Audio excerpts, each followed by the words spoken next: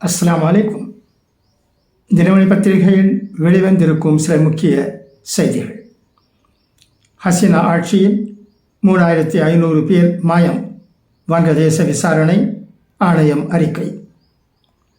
வங்கதேச முன்னாள் பிரதமர் ஷேக் ஹசீனா ஆட்சியில் 3500க்கும் மேற்பட்டோர் வலுக்கட்டாயமாக கைது அல்லது கடத்தல் போன்ற சம்பவங்களால் மாயமாக விசாரணை ஆணையம் சமர்ப்பித்த அறிக்கையில் குறிப்பிடப்பட்டுள்ளது.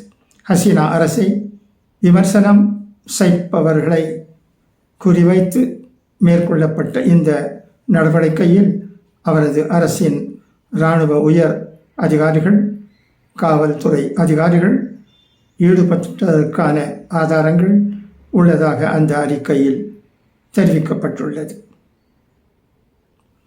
உண்மையை வெளிக்கொண்டு வருதல் என்ற தலைப்பிலான இடைக்கால அறிக்கையை 5 உறுப்பினர்களை கொண்ட விசாரணை ஆணையம் வங்கதேச இடைக்கால அரசின் தலைவரான முகமது யூனிஸிடம் சமர்ப்பித்தது.